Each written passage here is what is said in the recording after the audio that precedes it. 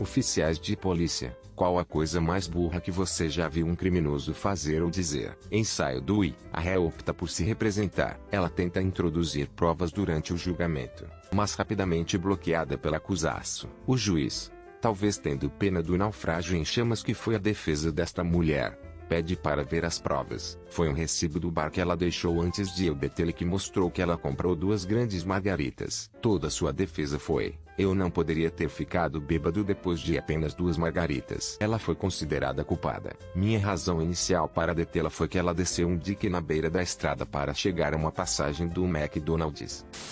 A mulher está aguardando seu julgamento por Dewey na sala do tribunal. Os advogados e o juiz estão trabalhando em conjunto e arrumando sua papelada. O julgamento começa em 10 a 15 minutos. O advogado de acusação lhe pergunta se ela quer aceitar o acordo de defesa uma última vez. Ela se recusa e continua sobre como isto é inconstitucional e a polícia e os tribunais são corruptos e como ela vai levar seu filho à escola blá blá blá blá. Ela está começando a causar um pouco de cena, gritando, agindo como uma criança, sendo geralmente irritante. Alguém na sala fica com um cheiro de álcool. Ela está fora da ligaço, então ela pode basicamente receber um PBT a qualquer momento, por qualquer motivo. O juiz ordena com ela. Ela registra um 0,226 no tribunal. Esta mulher que está em julgamento por conduzir embriagada teve a audácia de driver até o tribunal bêbada e depois geme sobre como não está sendo tratada com justiça e todos nós somos corruptos e isto inconstitucional. Não apenas isso, mas declara explicitamente em suas condições de vínculo que você não pode consumir álcool. Portanto, eu algemo e a trago para a cadeia. Ela ainda está com a boca cheia durante a caminhada. Eu não tinha nada a dizer. Eu não tinha absolutamente nenhuma simpatia por ela. Eu mal conseguia conter minhas risadas durante a caminhada até a cadeia. Em uma cidade próxima a mim, um cara assassinou uma mulher, colocou seu corpo em uma grande bolsa de roupas e a deixou em um terreno baldio. Infelizmente para ele, esqueceu de tirar as etiquetas com seu nome e endereço da bolsa de um voo recente. Um assaltante de banco escreveu seu bilhete de espera e o colocou em sua carteira. Ele ficou agitado no banco e acidentalmente deixou sua carteira de motorista no balcão quando entregou o bilhete a um caixa. Um terceiro vigarista acabou de assumir mais do que podia, e aparentemente não viu o tempo. Ele tinha um longo histórico de roubo de automóveis, e foi hospitalizado depois de ter sido muito espancado no estacionamento de uma área esportiva após um jogo de lacrosse. O cara jurou para cima e para baixo que não tinha ideia do porquê de alguém agredi-lo lá. Não um policial, mas uma testemunha de um crime que teve que prestar depoimento em tribunal. Basicamente, testemunhou uma garota batendo com o carro e o barril rolando contra uma árvore. Ela estava claramente bêbada. Os bombeiros chegaram depois de 10 minutos. Seu carro tinha vazado gasolina por toda parte. Então seu marido aparece a pé e tenta acalmá-la, seguido por sua mãe em um carro e pela polícia. Ela tentou afirmar que não era ela quem estava dirigindo, mesmo que ninguém mais tivesse estado no carro. No tribunal um ano depois, ela disse que sua mãe estava dirigindo, aquela que apareceu em seu próprio carro 10 minutos após o acidente. Ela também deu um soco no rosto de um oficial e foi pulverizada com pimenta. Mas isso é outra história. Desnecessário dizer que ela foi considerada culpada.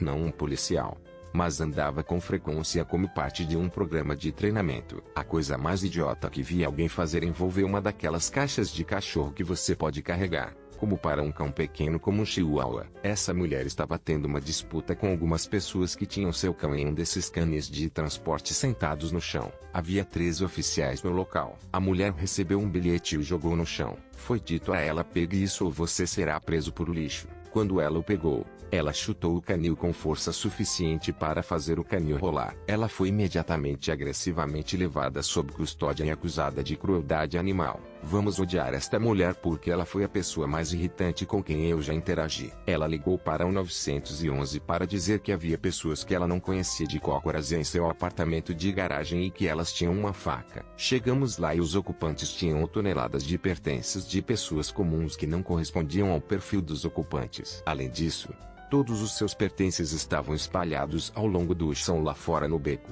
Eles tinham textos provando que tinham sido alugados por ela e diziam que estavam 2 dias atrasados no aluguel. Ela ficou louca e jogou todas as coisas deles para fora. A faca que eles supostamente tinham era uma de suas facas para bifes que tinha saído de uma prateleira que ela jogou na viela. Ela também havia empurrado uma delas. Quando resolvemos tudo isso, A mulher já havia desaparecido. O oficial lhes disse para irem em frente e colocarem suas coisas de volta lá dentro e que ela teria que despejá-las. Neste momento, eles não queriam apresentar queixa.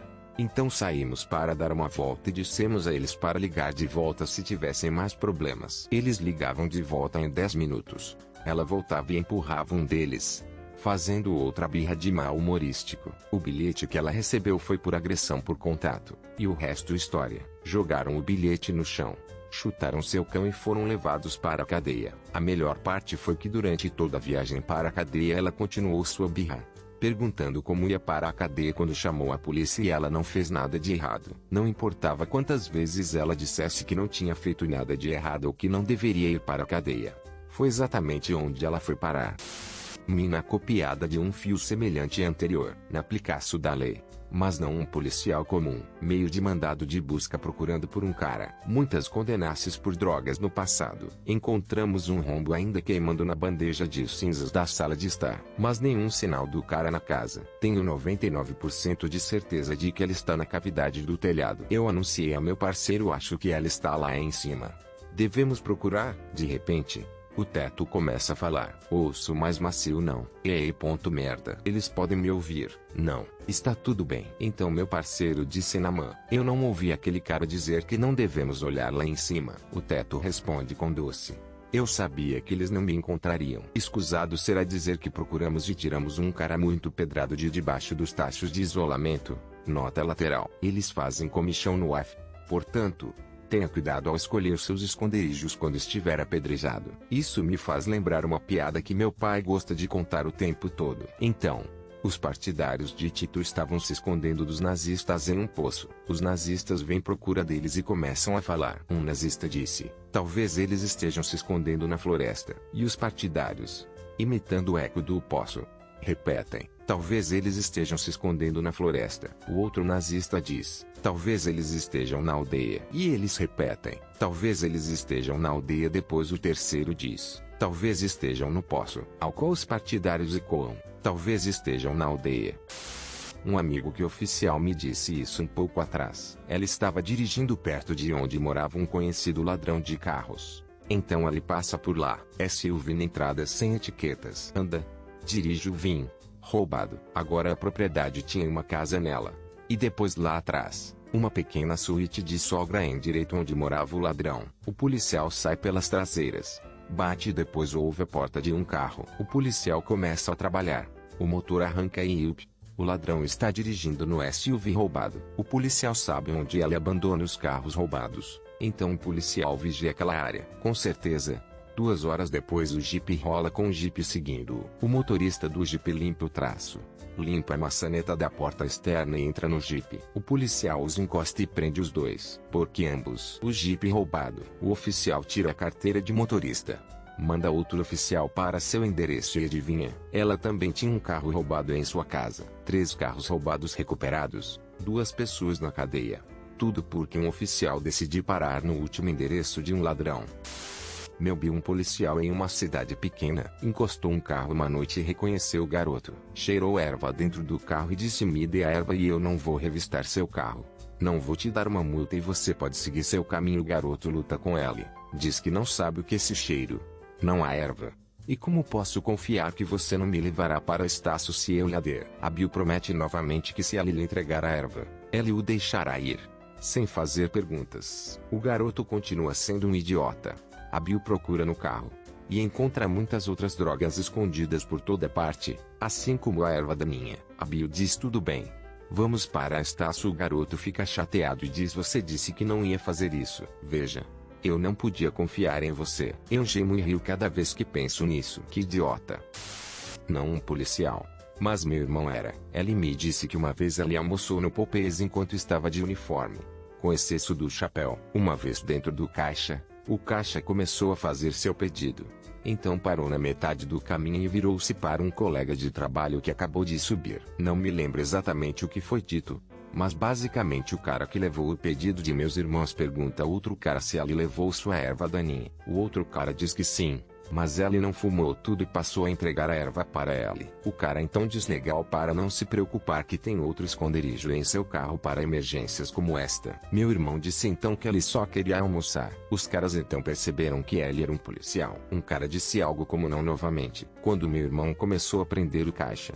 Ellie disse que achava que meu irmão era o segurança. Então meu irmão, apenas tentando fazer disso uma piada, diz: "Ó, você fuma maconha com seu segurança?" Ao que os caras dizem que não só meu gerente e seu amigo. Mas a parte realmente engraçada foi quando ele perguntou a outro funcionário lá se o segurança estava por perto e o funcionário disse que não tinha nem não sabia do que aquele caixa estava falando.